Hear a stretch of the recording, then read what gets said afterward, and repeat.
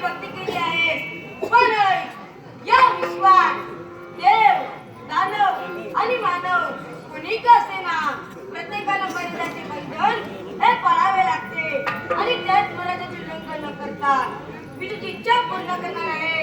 सांग काय तुझी इच्छा? देवा, माझी फक्त एकच इच्छा, मला या विश्वात भगवान अधिक करायचे आहे. इच्छा तुझी चांगली आहे, मी वाईट आहे असे म्हणणार नाही. पण मी तुला की प्रत्येकाला मर्यादा असतात, त्याच्या बाहेर कुणालाही वर्तन करता येत नाही. बोलण्याचा पतितार्थ अति साधा आणि सोपा.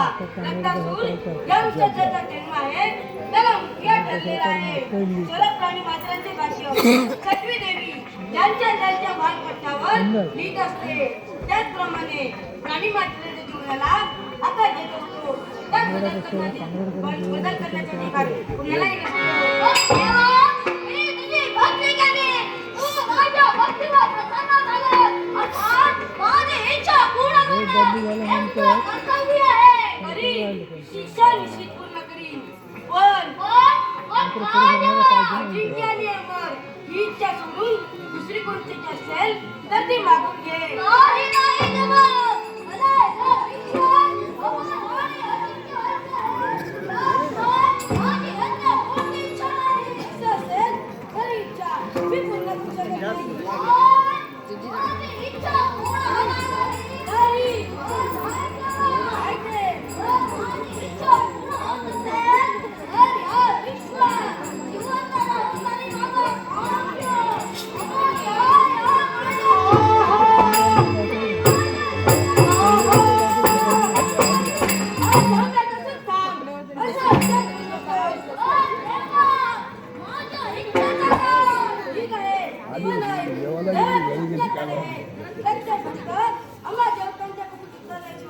त्यांच्या इच्छा आशा आकांक्षा आम्ही देवता पूर्ण करीत नाही.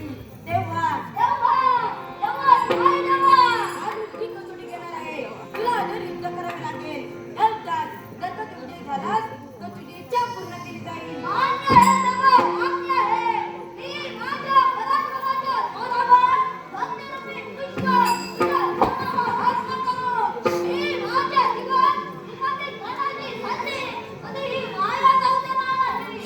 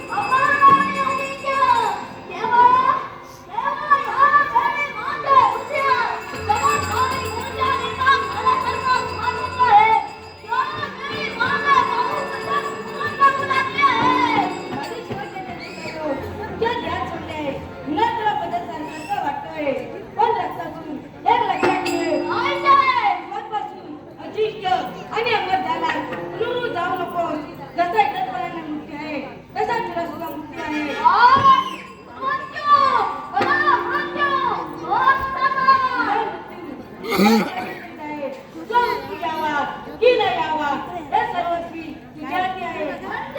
लक्ष देऊ नये त्यावेळी तुझ्या तुझ्या हक्काचा क्षण होईल आणि तुझ्या ज्या सोडी गेले त्या त्याच्या हरण होईल तेव्हा त्या खंडाच्या पतीचा